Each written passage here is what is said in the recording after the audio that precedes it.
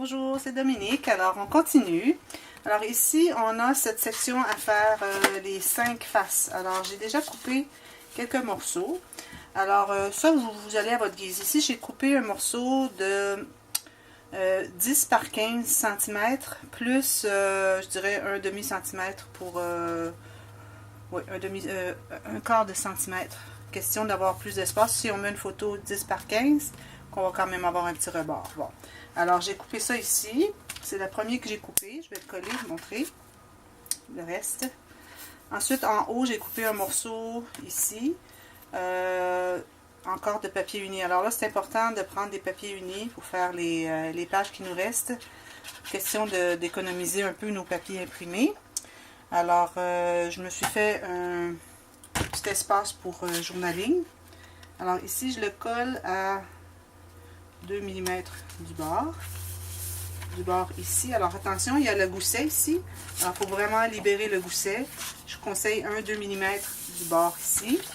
J'ai coupé celui-ci. Alors là, c'est bien d'avoir des unis et utiliser nos scraps pour les petits morceaux. Alors, j'avais pas vraiment de scrap, mais bon, j'ai utilisé des beaux morceaux qui allaient bien, qui coordonnaient bien. Alors voilà, ceci est fait.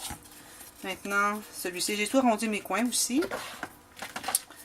Parce que je trouve que ça fait plus joli. Ça nous montre qu'il y a eu du travail. Il n'y a pas juste coupé et collé. Alors on a quand même arrondi les coins, etc. Alors lui, je le mets ici. Et il me reste un tout petit carré. Ici. Une petite surface où j'ai coupé un petit morceau comme ceci. Je vais en enlever un peu plus parce que je crois qu'il est peut-être un tout petit peu trop large. Et ici, j'ai dû arrondir mes coins à la main parce que mon petit punch pour pour arrondir les coins, il est comme vide à une certaine hauteur et puis ça fait que le papier va au fond et il punch tout croche. Bon, alors voilà, celui-ci. Alors je m'assure que ça c'est bien collé. Comme ceci. Voilà. Alors, j'ai ma page ici terminée. On décorera plus tard. Je vais faire celle-ci. Alors, celle-ci, ce que j'ai fait, c'est que j'ai utilisé un beau papier. Alors, un papier que j'aime bien, celui-là. Alors, j'ai calculé la bonne largeur. Alors, encore là, il faut libérer les plis des goussets. Alors, je dirais 1 à 2 mm chaque côté. Et même chose en haut. Et puis, j'ai ce morceau ici qui fait une pochette qui va être collé en bas.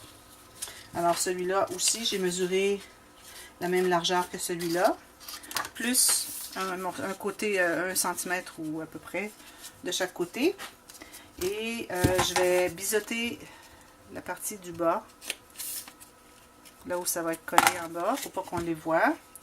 Alors là, je vais coller ceci d'abord. Alors, je commence par, comme on a fait les autres fois, comme ça. Et je mets une petite ligne de colle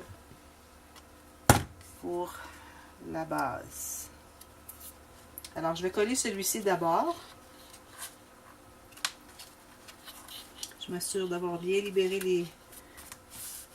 les plis.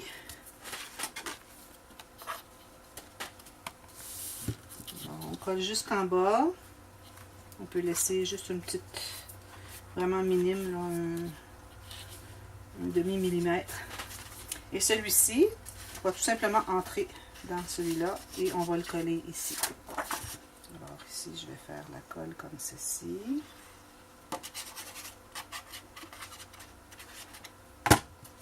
Alors, je l'entre pour couvrir les coutures. Et je le pousse. Alors, je ne l'ai pas taillé complètement jusqu'en bas, question d'économiser un peu. Parce que de toute façon, il est caché.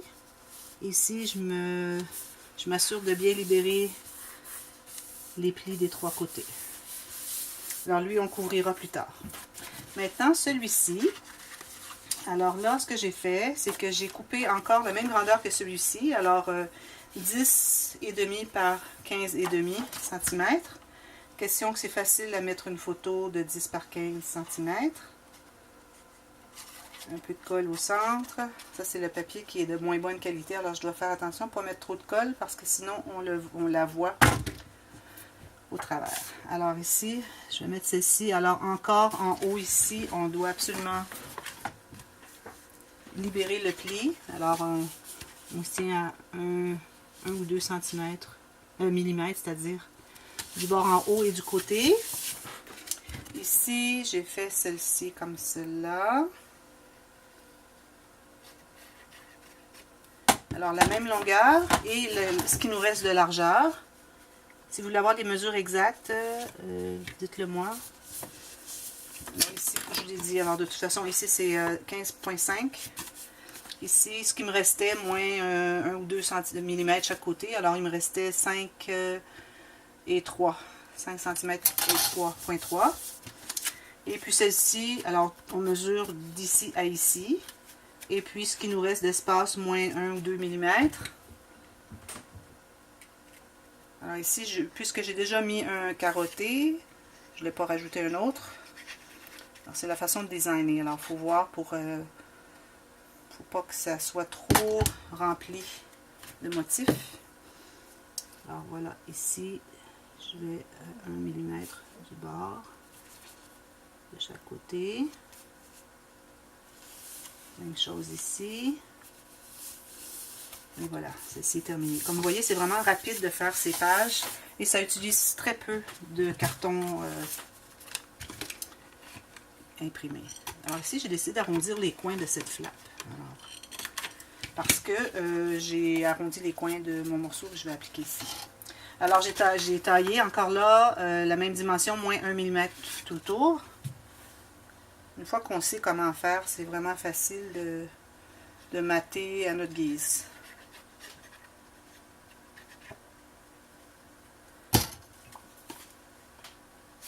Si je m'aperçois, j'ai une marque au crayon que je devrais effacer.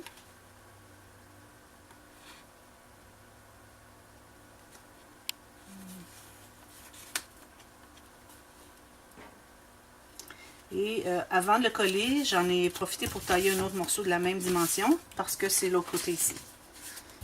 Alors encore là, on ajoutera des décorations. Mais ici, quand je parle de décoration, je parle pas de rien à dimension. Parce qu'on n'a pas alloué d'espace pour les décorations à dimension, comme des grosses fleurs ou des choses, vous savez, 3D. Alors là, il ne faut pas aller avec ça parce qu'on n'a aucun espace alloué pour ça. Et moi, je ne suis pas du genre à décorer avec des fleurs et des choses épaisses parce que je trouve que ça enlève l'espace pour les photos. Et ici, dans ce projet, puisqu'on a deux côtés ici qui se ferment, alors, et surtout avec lui, alors on est limité. Alors on ne va pas ajouter des fleurs, ça va prendre tout l'espace, on n'aura plus de place pour les photos. Alors voilà, ceux-ci sont faits. Aussi, je voulais vous montrer, j'ai déjà maté mes goussets. Alors ici, j'ai posé une petite bande ici de papier. J'ai fait celui-ci, j'ai taillé la même chose de l'autre côté, mais je voulais vous montrer. Attends un petit peu, ça va ici d'abord.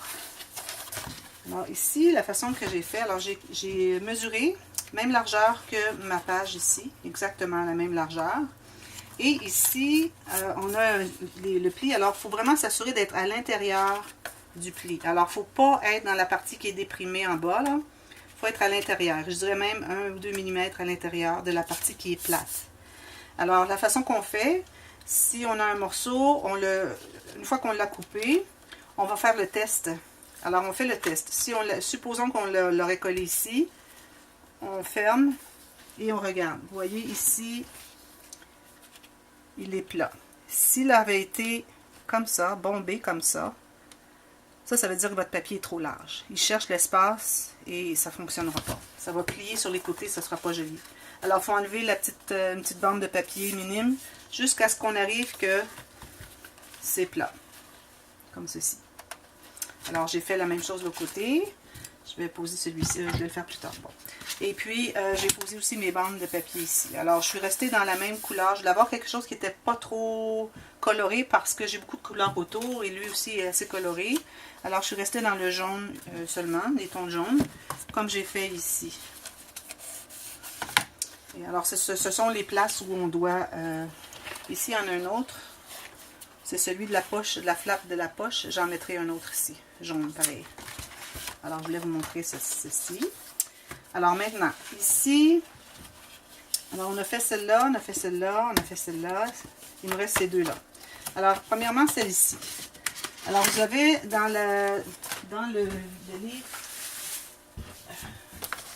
dans mon livre de IAM, j'avais une pochette droite et j'en avais une autre ici. Alors, j'ai décidé de faire un peu différent. Mais si vous préférez faire une bande droite de poche, c'est comme vous voulez. Mais j'ai décidé de faire, encore, c'est une idée de Francis. Alors, j'ai taillé un morceau de la bonne grandeur pour couvrir ma page au complet, mais toujours avec 1 mm de moins tout le tour. Alors, je vais la coller.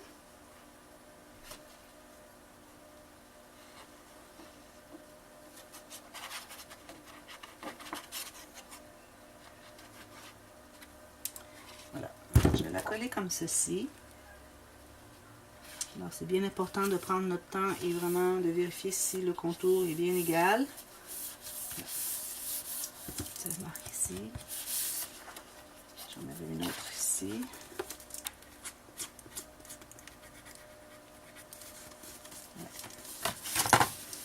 Alors, ça, c'est fait. Maintenant, j'ai taillé un triangle. Alors, j'ai mesuré la bonne longueur du papier imprimé, comme ça. Et à peu près la bonne largeur ici. Alors, c'est pas nécessaire. Vous pouvez aller plus haut, vous pouvez aller plus court, comme vous voulez. Alors, moi, je me suis rendue à peu près au coin.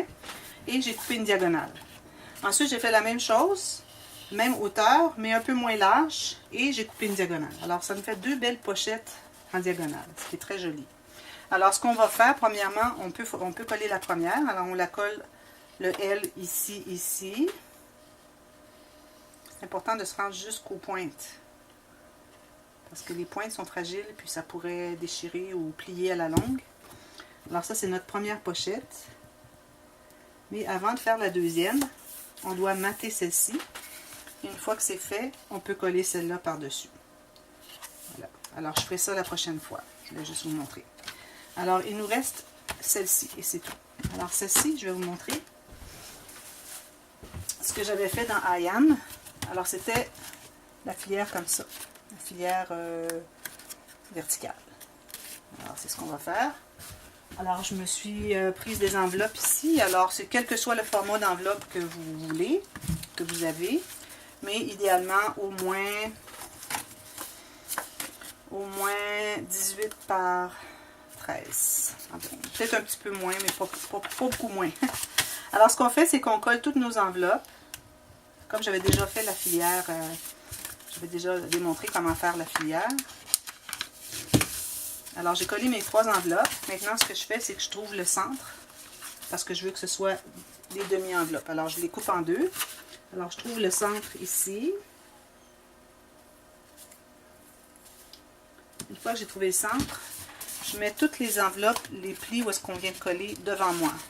Faisant face à moi, pour qu'ils soient tous du même sens. Alors, je les mets en éventail. Je les aplatis comme ça.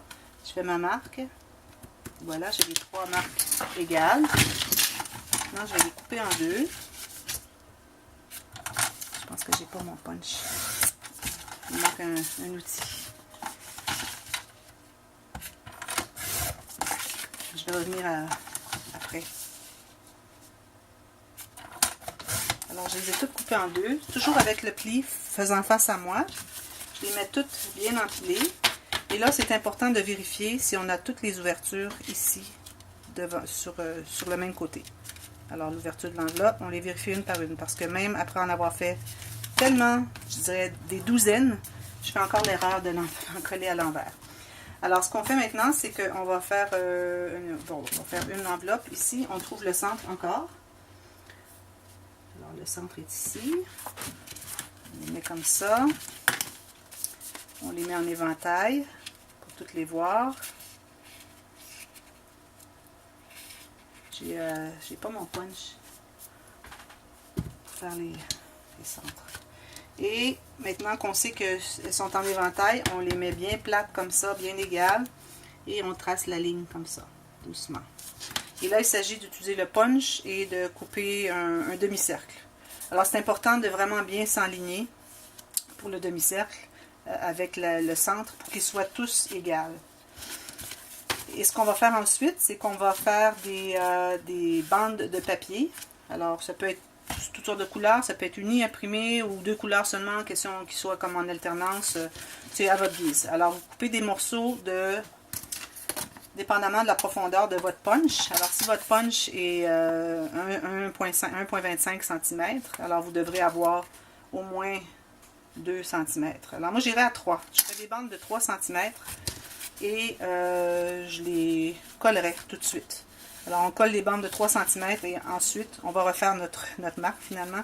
Et on va pouvoir ensuite tout puncher et les coller. Alors, je vous reviens à la prochaine pour fabriquer la filière. Puisque j'ai pas mon punch avec moi, je vais aller le chercher et puis on va compléter ça.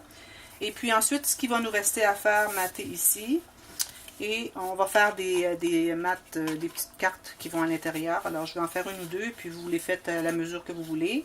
Et puis, il nous reste à couvrir ici et l'arrière.